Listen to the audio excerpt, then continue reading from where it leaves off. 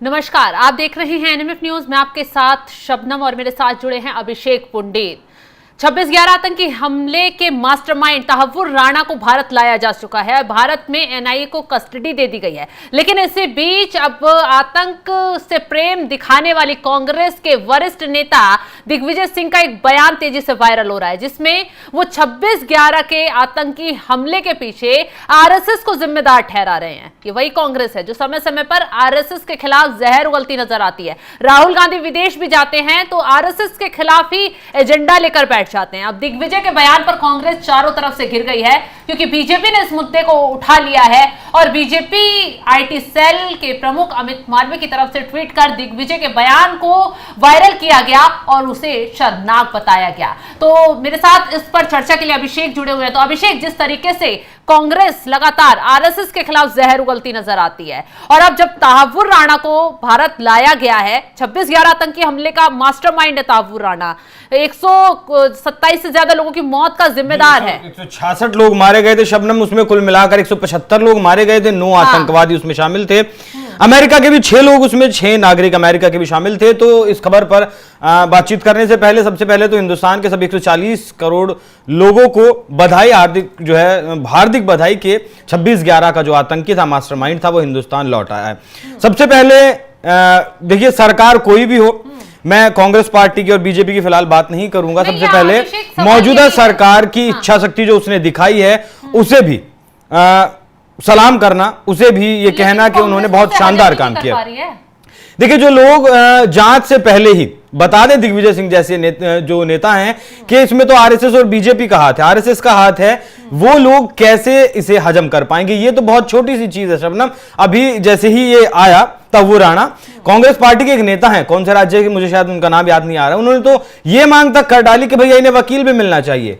इस आदमी को कौन सा मानवाधिकार की जो है कांग्रेस पार्टी को चिंता है, या चिंता कुछ और है कि कहीं राज ना खुल जाए? मुझे पहले तो ये बता दें दिग्विजय सिंह या फिर कांग्रेस पार्टी कि कौन सी जांच एजेंसी थी जिस जांच एजेंसी के दम पर ये कांग्रेस पार्टी ने, दिग्विजय सिंह ने प्रेस कॉन्फ्रेंस करके ये सारा आरोप आरएसएस के ऊपर मढ़ दिया था? क्या सिर्फ कसाब के हाथ में कलावा बंधा था इसलिए, और कसाब को भी इन लोगों ने बैठाकर जो है लाखों करोड़ों रुपए की बिरयानी खिलाई है? तो डेविड कॉलमैन हेडली भी इसमें बहुत अहम किरदार रहा, जिस तरीके से वो सरकारी गवाह बना। अमेरिका में ही है फिलहाल, आजीवन कारावास काट रहा है, और उसी ने तहव्वुर राणा का नाम लिया और उसी की निशानदेही पर तहव्वुर राणा का सारा बैकग्राउंड खंगाला गया। पता चला किस तरीके से इन लोगों ने नरीमन हाउस की रेकी की थी, तमाम एयरपोर्ट की रेकी इन्होंने की थी, ताज होटल की इन्होंने रेकी की थी, जहां जहां इन लोगों को हमला करना था। और शबनम, अब दिक्कत पता क्या है सबसे बड़ी? अब सबसे बड़ी दिक्कत यह है कि जिन स्लीपर सेल्स ने, अब देखिए लंबी बात हो गई है, 2011 की बात है, लगभग 15 साल बीत चुके हैं, लेकिन हो सकता है तहव्वुर राणा जांच में बहुत ज्यादा कॉपरेट ना करे कि किन लोगों ने उनकी यहां मदद की, लेकिन जानना तो ये जरूरी है ना। देखिए, 10 लोग नाव से मुंबई उतरते हैं और सीधे वो चले जाते हैं, ताज होटल चले जाते हैं, कई जगहों पर चले जाते हैं, वहां आतंकी हमले करते हैं, वो तो हो चुका, लेकिन किन लोगों ने साथ दिया वो जानना ज्यादा जरूरी है, और इसीलिए तहव्वुर राणा को लेकर आया गया है, और कोई मेन वजह नहीं है। मेन वजह यही है कि किन लोगों ने मदद की थी, और इसीलिए इन लोगों के पेट में फिलहाल भी दर्द है और पहले भी दर्द था। लेकिन अभी तो कांग्रेस ने चुप्पी साध रखी है, किसी भी नेता की तरफ से कोई बयान सामने नहीं आ रहा, जबकि पूरा देश तहव्वुर राणा के भारत लाने पर खुशी जाहिर कर रहा है और कह रहा है कि हाँ, अब उसके कर्मों का हिसाब होगा, जो लोग मारे गए थे उनको इंसाफ मिल पाएगा। वहीं दूसरी तरफ एक तरफ यह भी कहा जा रहा है कि तहव्वुर राणा को बिहार चुनाव से पहले लाया गया है, बिहार चुनाव को भुनाने के लिए एक नया मुद्दा मिल गया, उस टाइम पर उनको फांसी पर चढ़ाया जाएगा और बीजेपी को यह दिखाने का मौका मिल जाएगा कि कैसे आतंकियों की भी कमर भारत में लाकर तोड़ी जाती है। तो 11 में हमला हुआ तो 14 तक का आपके भी पास टाइम था, आप ले आते।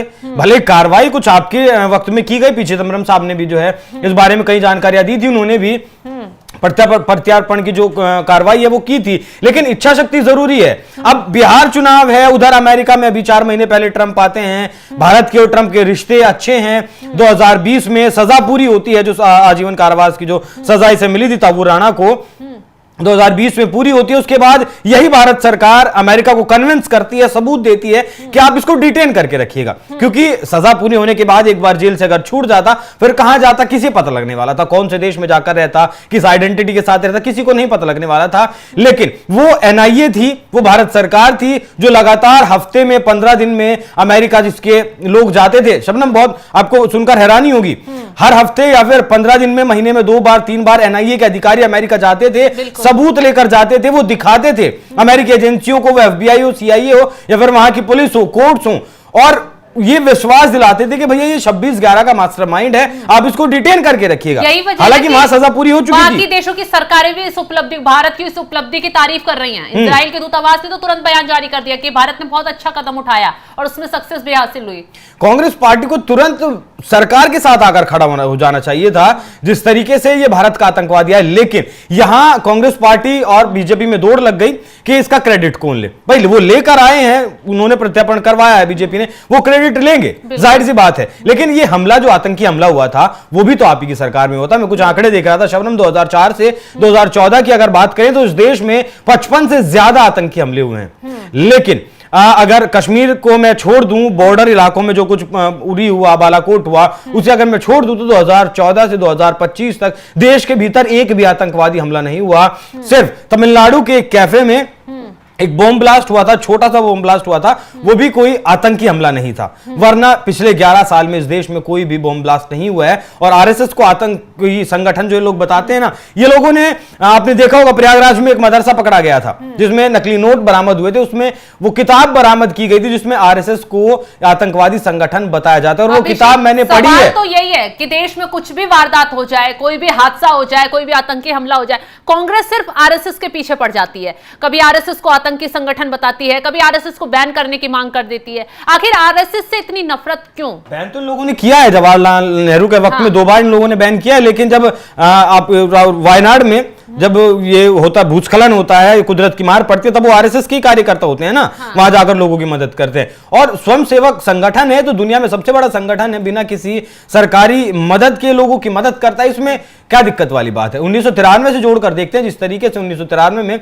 बीजेपी के 1-2 लीडर का बॉम्ब ब्लास्ट में नाम आया, लेकिन वो कोर्ट में भी मामला गया। वहां से सिर्फ ये एक आरएसएस को आतंकवादी संगठन बताने का काम करते हैं। लेकिन अपनी सरकार में किस तरीके से पाकिस्तान की सेना भारतीय जवानों के सर काट कर लेकर चली जाती है और यह सरकार अमेरिका की गोद में जाकर बैठती है। आपने कहीं आज तक सुना है शबनम कि एक बड़ा देश एक छोटे देश से डर कर किसी तीसरे देश की गोद में जाकर बैठ जाए कि मालिक बचाइए, पाकिस्तान ने हमारे ऊपर हमला कर दिया। पिछली सरकारों में यह होता था, 4 से 14 के बीच ये इस देश में हुआ है, एक बार नहीं दर्जनों बार हुआ है, 55 से ज्यादा आतंकी हमले हुए हैं और हर बार हमने जवाब नहीं दिया है। और जवाब मैं कल एक एनआईए के जो पूर्व चीफ थे उन्हें सुन रहा था और कुछ वरिष्ठ पत्रकारों को सुन रहा था, उन्होंने मतलब वो जब बात करे तो मैं जो है पता चला, और आपको हैरानी होगी कि कांग्रेस पार्टी आतंकी हमलों का जो रिएक्शन है, जो रिटेलिएट है, वो इसलिए नहीं करती थी कहीं बीजेपी को फायदा ना हो जाए, हिंदू वोट बैंक जो है एक साथ ना हो जाए। जब उरी और सर्जिकल स्ट्राइक का जब ये पाकिस्तान में घुसकर आतंकियों को मारा गया तो उस पर भी कांग्रेस ने सवाल उठा दिए।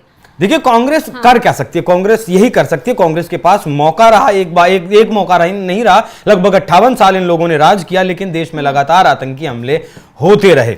अब देखिए ये आया है, हेडली ने जिस तरीके से बयान दिया। अच्छा एक बात और आपको बताऊं कि दोनों दोस्त भी रहे हैं, पाकिस्तान में पले बड़े हैं, आर्मी स्कूल में पढ़े हैं, एक फौजी ये डॉक्टर बन गया था वो राणा पाकिस्तानी आर्मी में, और ये अमेरिका जाकर ड्रग्स का पेडलर बन गया।